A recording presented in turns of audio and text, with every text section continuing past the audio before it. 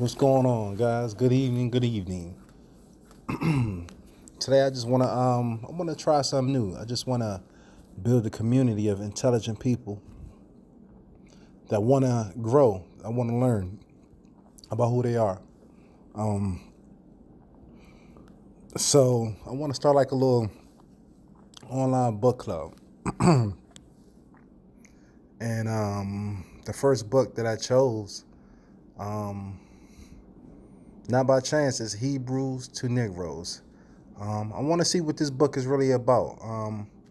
Read a couple of pages and it seems very, very interesting. As far as the documentary, I seen like the first 30, 40 minutes.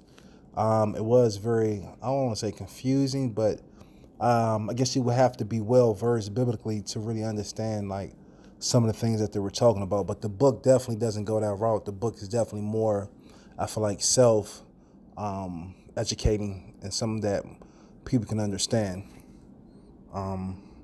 So comment, guys, and as I go through, maybe I'm gonna read a couple of pages, and as I go through the book, you know, certain things that stick out, I'm just gonna talk about it, certain things, and continue.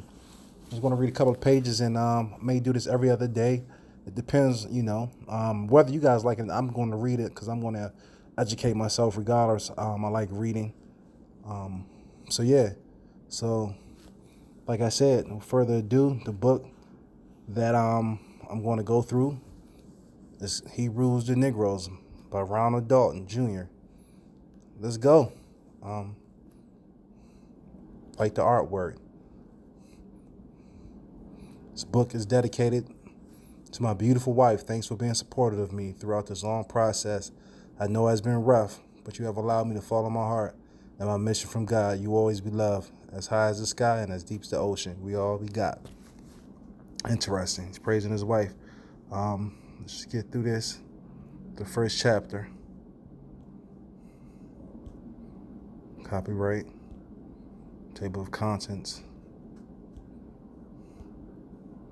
Here we go. Chapter 1. This ain't living. How did we get this way? Questions we need to ask ourselves, then figure out what are we going to do about it. For the wrath of God is revealed from the heaven against all ungodliness and unrighteousness of men, who suppress the truth in unrighteousness. Romans 1:18. You should know the truth, and the truth to set you free. John 8:32. All around the United States, there's an uncertainty in the air. The morale of a lot of hardworking Americans is low. Day after day, month after month, year after year, Americans work only to feel like it's getting harder. Most Americans are now chasing bills and counting the days that their job blesses them with a 2-week paycheck. That was deep right there. I guess majority of us can relate to that. I mean, just working endlessly just for a 2-week paycheck. And I think we can agree with this title, This Ain't Living. So I just wanted to stop there, but I'm definitely feeling that. I'm going to continue. Many of Americans' paychecks are accounted for even before lands in the bank. I'm going to repeat that. Many of Americans' paychecks are accounted for even before it lands in the bank. It seems that as fast as we get some money, the faster it's leaving our hands. To our creditors, our debtors, debt, interest, and work are cracking the whip on many Americans, forcing them into a new form of slavery. Financial slavery, but also slavery over your mind and household. As most Americans are driving home from work tired, possibly stuck in traffic with time to reflect on the day, it's easy to think about all the things that we have done or have left to do for the day or for the rest of the week. Do we have time to think about living instead of work, bills, and what our kids need? When do parents get to live their life? More and more, our lives are becoming busier, it seems, that we're spending less time living. I'm going to stop right there. How many guys feel that you work so much that you don't got no time to live? That you're not really seeing this world? Sometimes I sit in my bed and I just look up at the ceiling and I think about like this world we live in is huge. And I want to see I want to see the world. I don't want to just see where I live at, the inner city of DC. I want to see the world. And it's like this system has been created. Has it been created just to keep us down? and keep a certain group of people to control a certain group of people, and they're able to profit off this people, and they're able to enjoy life with their kids and their family.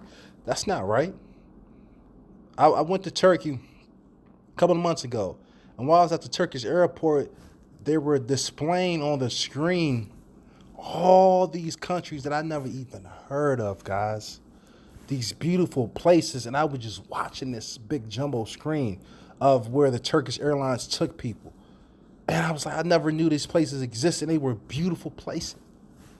Beautiful places, yeah. So I can relate to this. I mean, life shouldn't just be more just to work and take care of your kids. We should be able to experience life fully. Everything on the earth is free. Everything. I'm going to continue. When do parents get to live their life? More and more our lives are becoming busier, and it seems that we're spending less time living. A lot of Americans are working all day long, multiple jobs, extra shifts, overtime, and not really living. One can simply test this by driving through any neighborhood in America or driving past the nearest lake and noticing that every year there are less people outside enjoying nature. Backyard patios are empty. There are no kids in the front yard and in the streets riding their bikes. Old folks are working 30, 40 years on the job until they get sick and die. I'm going to stop right there. That right there, I can attest it. I know that's true. I work in a government building. I see people still 70 years old with a cane still working, guys. Still working. So I know this is true. Let's continue. There are no kids in front of the yard or in the streets riding their bike. Old folks are working 30, 40 years on the job until they get sick and die just like a slave. Kids and grandparents are supposed to be at home. Where have all they gone? Because of the economy? And some may say that the elite's agenda, most people are gone 18 to 16 hours a day working. But if both parents are working, who was watching the kids? Children and their parents are both inside buildings where they spend over 1/3 of their day. What happened to the extended families of the old days where the neighbors, aunts, uncles, and grandparents help raise the children? What happened to time off or vacations? We'll replace vacations and enjoying life with working to make more money to pay for the material things or debts we have accumulated. And I'm going to stop right here. He said, where have the vacations gone? I even think that for a job they give you two weeks vacation, that's just a refresher that they give you just so you can continue to work like a slave. That 2 weeks vacation is nothing. They do that. I mean, you get 2 weeks vacation out of a year. Think about that. That's just something just to rejuvenate you, to energize your battery, to wind you up, to keep it going for another year and keep going on and on. So even that 2 weeks vacation, I feel like that's not living. That's not life. So the author, I feel like he's on point right now. Let's continue. We have replaced vacation and enjoying life with working to make more money to pay for material things or debts that we have accumulated. Some people even use their vacation days or days off to work other jobs instead of enjoying a day off with family and friends. Sad, isn't it? While husbands have to listen to their wives say, take me somewhere, they also have to calculate in their brain how much the trip is going to cost and how much working they will have to do to offset the cost of the trip. This thinking about working more hours and paying bills leads to less interaction between our spouses or our children. This can equate to less talking, less intimacy, and less time spent teaching or playing with our kids. I'm going to stop right here. This is so true. I used to work 2 jobs. I used to work 16 hours a day. Had a girlfriend I used to see her on the weekends. But I'm going to tell you the truth. Like, on the weekends, I didn't even want to do nothing. Even when it became intimate, I wasn't there because my body was so tired during the week. And that even right there lets me know that that's not the way it should be. It's not the way God created our bodies. That's not the way we should be working at all. We should be freely, our body should be energized. We should be able to be creative. We should be able to create the jobs that we want. We should be able to work out, go to the gym, have the bodies that we want. We shouldn't be able to work like a slave and not take care of ourselves. So I definitely understand how working 2 jobs can take away from, relationships that you have with other people, especially intimately. Let's continue. This thinking about working more hours and paying bills leads to less interaction between our spouses and our children. This can equate to less talking, less intimacy, and less time spent teaching or playing with our kids. Worst case, it can lead to divorce and a broken family because someone wasn't spending enough time with the other person. The problem is that we have become a society, a country where we do too much thinking about everything that encompasses our daily lives and not enough time thinking or questioning what is happening right before our eyes. People like me and you may sense a feeling that something is coming or that something is about to happen. Maybe it's a breaking point, a point where one cannot take it anymore and they're looking for an answer to all their problems. Unfortunately, it's not winning the lottery. It's a sense of feeling that the future is bleak and that something bad is going to eventually happen. With all that going on in the world, with unstable government overseas, executive orders being signed by our presidents like it's no tomorrow, schools school shutdowns, threatened government shutdown in the U.S. and at the end of every year, inflation, rising cost of healthcare, rising interest rates, rising unemployment, rising dependence on food assistance, and every American city, the deindustrialization of America, and the massive student loan bubble that's about to burst. I'm gonna stop right here. Even when we think about the executive order that Biden signed to lessen $10,000 off every person's student loan, and I think that it went to the Supreme Court and they overturned it. I mean, that lets you know student loan also within itself is an issue, and it's a way to keep you down and keep you in debt, and something that you will never get out of. I mean, I have nothing against anyone who took out student loans, but we got to be more careful with taking out student loan because it is designed to keep you down. So be careful with that, guys. Let's continue. The TV shows we watch give us a fake reality and news that cannot be trusted, just like the movie Truman Show. People are finally waking up and demand the answers. Alternative news media via the internet and YouTube is spreading like wildfire. Regular media TV news, however, is telling us that the housing market is on a rise and unemployment shrinking. They tell us to invest in 401k, stocks, and bonds, which we know can change in a matter of instant, with one big financial event which we have no control over. They tell us to save for retirement, but people are barely able to pay their bills every month.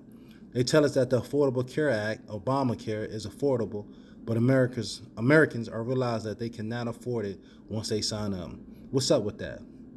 If close to half of Americans not working or is collecting food assistance every month, what does that say about the state of America and how much Social Security most young Americans can look forward to living on when they grow up?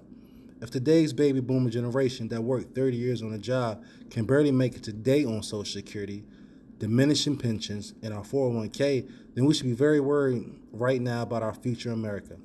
Many old Americans have been working for 40 plus years from the late 20s to the 70s. Are we working our way into our caskets? What's worse is that they don't expect us to live long enough to collect our full retirement that is owed to us. I'm going to start right here, guys. That is so true. How many people are going to live long enough to even collect their retirement? Like, who even made up that thing to work 40, 50 years and retire when you're 70? Like, who wants, like, what can you really enjoy at that age? Let's just keep it real. Like, what can you really enjoy? Like, I don't know who made that up, but obviously whoever made that up didn't have the best interests of the people. Like, really. So, like, people are, trying to make money, but they're down before they even get their pension. And it's like, it's like for nothing. Let's continue. Live long enough to collect our full retirement that is owed to us. Depopulate America by way of cancer, cardiovascular, or stress-related illness, and raise the Social Security retirement age to 7 years seems to be what is in store for us. Sounds like a big Ponzi scheme or a gamble, doesn't it? Well, the world is a big Ponzi scheme, and we are the ones getting duped without even knowing it. It's time we start waking up. We should be asking serious questions to ourselves and demanding answers. We should be asking why then. What are we going to do about it? And what will happen if we do nothing? Let's just see some of the why questions Americans, especially African Americans, should be asking, because in the long run it's going to affect us first. Why? Because we are the poorest race in America, and the poor suffer worse when things get bad. Why do they tell us consumer spending is up? Then, why are thousands of people in every city filing for unemployment benefits or welfare assistance every month? Why is about 1/4 of America on food stamp assistance? How can America afford to grant illegal immigrants welfare assistance and financial aid once they make it once they make it in America when most Americans aren't working or paying taxes? How can everyone expect to have a job in America if we let every nationality of people immigrate here? Somebody's not going to be able to find a job. I wanted to stop here and talk about this. I don't have anything against immigrants at all. But a lot of people, are going to the polls and voting for a certain group, whether it's Democrat, I'm going to say Democrat, who are voting for them to open the border, but not knowing, like this person just said, the more people you let in, them people got to work. So whose jobs are they going to take? So people have to be more and more, more inclined into what they want, because somebody has to work. So this is what he's talking about. Are they going to take your job? So keep that in mind. Let's continue.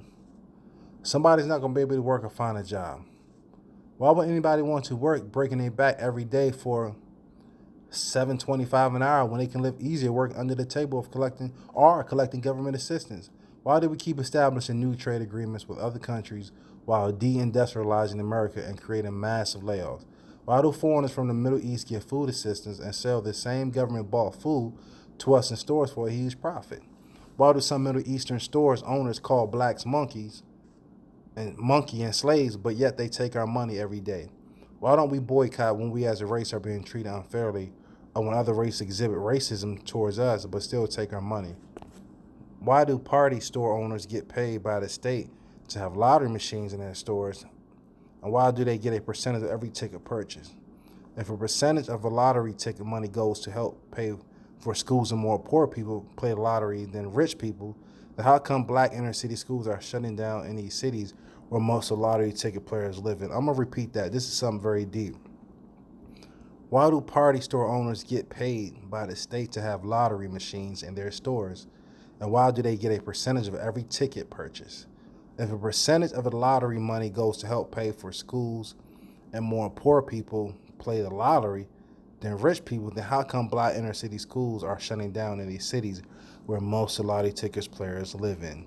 And how come no one in the inner cities or urban area ever wins the Mega Millionaire jackpot? That's deep, y'all. I just want y'all to really think about that. So a lot of these store owners get a percentage of the lottery tickets, and we know that mostly poor people, and we see it all the time, 7-Elevens, gas station, mostly poor people play the lottery, and a small percentage is supposed to go to these schools, but in a lot of these schools, like DC, a lot of schools shut down, and they became charter schools, such as like KIPP, and these schools are privately owned. So that's a good question. That's something I need to research and find out. There's something going on behind the scenes that we need to pay attention to. Let's continue. Maybe it's the poor man's tax, or maybe it's set up to keep him broke. Why is the shrinking slave middle class carrying the weight of the federal deficit on their backs while the rich hide money, dodge taxes, and get richer? Why are so many people renting? Why are more people living in tent cities, underground tunnels, in the woods, or in their cars?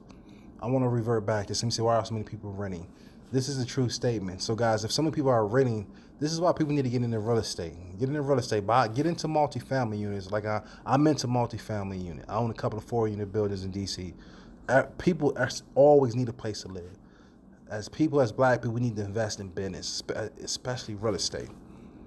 Real estate, guys. Let's continue. Why are more people living in tent cities, underground tunnels, in the woods, or in their cars? Why are nursing homes, group homes, transition homes, and room and board homes the new homeless shelters for adult Americans that can make on Social Security alone? Why are they spraying chemtrails in the sky? Why are they poisoning our food with GMO and privatizing all the water? Wow, that's deep. Water should be free, but they're selling water. I don't think rainwater is even free. I think you can get sued for collecting rainwater by the government. Let's just think about that. That's something to think about. They're privatizing water. What is really going on, guys? Let's wake up. Why do we have fluoride in our water? Why are so many jobs leaving our city? Why are they shutting down schools in Detroit, Chicago, Philadelphia, and other cities while steadily building more prisons? How come black millionaires and billionaires from these cities don't give money to build state-of-the-art schools, academias, where the kids can prepare for college to be able to one day run their own businesses? Why are rich blacks investing in prison industry? Why are we giving slave movies every year from Hollywood? Why are people wiping out their 401k retirement funds and cleaning out their savings to survive? Why are billionaires dumping stocks? Why are they getting rid of the unions? Why are the most Americans working 20, 30 years of their lives only to have nothing to show for it but still have to work well into their 60s and 70s? Why are both parents working multiple jobs? Why is everyone hoarding gold and silver? Why is everyone on psychiatric medication? Why is mental illness on the rise in African American? Why is the morning after pill now approved for over-the-counter purchase in 15-year-olds, and what race will it target to depopulate? Why did blacks own more businesses and stick together during segregation than now with integration in white America? I want to stop right here and talk about this. This is something that's true. During segregation, blacks were booming. We had our own banks. We had Wall Street, Rosewood in Florida. It wasn't anything wrong with segregation, a lot of people think, because blacks were thriving. A lot of people think that when they integrated, a lot of people, blacks sold their business just to eat at other people's businesses. And now blacks really don't own anything. Let me know what you guys think. Was segregation, integration a bad thing? Did Martin really set blacks up? I mean, he said in his speech, he felt like he led his people into a burning house. So these are very thought-provoking questions that Ronald Dalton is asking. So let's continue. Why do blacks own more businesses and stick together during segregation than now with integration to white America? Why have immigrants quickly started to own everything while we still don't own anything? Why do certain immigrant races see to it that blacks don't advance in America? Why is the value of the dollar dropping and the price of everything we buy slowly going up? Why are other countries dropping the dollar and using other currencies valuable for trading? Why is there more crime in the urban areas of the United States? Why are government agencies buying millions of ammunition every month? Who are they going to use this ammunition on? Why is the government hoarding and limiting ammunition and trying to take away our rights to bear arms? I'm going to stop right here. I want to talk about this. So he said, why are the government taking away ammunition? This is true. Out here, all the Walmarts out here in the urban area, the suburbs of DC used to sell ammunition. I used to go in there and buy range ammo to go to the range of practice. Walmart stopped selling ammunition. I think they sell like shotgun cartridges, but like 9mm, 45 calibers, they stopped selling on them. But why is that? Like a lot of people thought about this. Had started like 4 or 5 years ago. Why did they stop that? Why do they want to? Stop people from buying ammunition from places like Walmart and Target and Dick's Sporting Goods. All these places just sell ammunition. So this is something to think about. Let's continue. Why is the government hoarding and limiting ammunition trying to take away our right to bear arms? That's what Hitler did. That's very interesting. I'm going to look into that. It says that's what Hitler did. Why do they want our guns? Why is peaceful protesting not effective anymore? Why are hospitals operating on a treat 'em and street 'em mentality? Why has the medical field turned into a business and patient just a number? Why are doctors going bankrupt or struggling to pay their clinic staff and overhead expenses? Why are young people dying of heart attacks, and why does it seem that cancer is popping up in everyone nowadays? Why is it cheaper to buy Coca-Cola than bottled water in some places in America and countries like Africa? Why does the media show us stuff that has no relevance as it pertains to the betterment of American people? Why are we preoccupied with keeping up with the Kardashians, Real Housewives of Atlanta? I'm going to stop right here. When I was younger, I used to watch Real Housewives from Atlanta and Keeping Up with the Kardashians. I cut all that mess out because I saw it was all nonsense and I saw it all promoted negativity. I stopped watching it. It's not conducive, and I would encourage anyone to stop watching that nonsense also. It's not conducive for the brain, period. Let's continue. Real Housewives of Atlanta are The Bachelor. Our kids' future is dying, and the population of African Americans is declining. Latinos have now passed African Americans in overall USA census, even though black people were brought to America over 500 years ago. The world leaders are behind the scenes coming up with plans of how to control our food supply and when to implement global dominance, a global religion, and a global currency to enslave us all. Why is there so much surveillance going on nowadays with facial recognition, Facebook, Instagram, Twitter, email tracking, and money tracking? Surprisingly, there are companies within a main objective to think about what we like, need, and feed us advertising to keep us spending money or getting us further into debt. Even though technology has made our lives easier, it has also made our lives more busier. A country that is less social, too busy to think, too busy to enjoy the simply things in life, and too busy to really see what is going on behind the scenes. We have become a country where everyone is living to work, working to survive, and not doing any living. I don't know about you, but I'm tired of surviving. I'm ready to live because this ain't what you call living.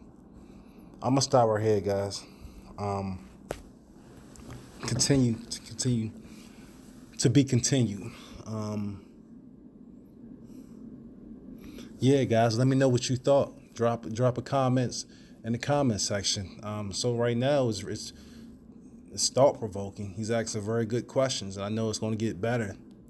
We're reading Hebrews to Negroes. Let me know what you guys thought about, if you guys want to join the book club, just hit that like button and subscribe.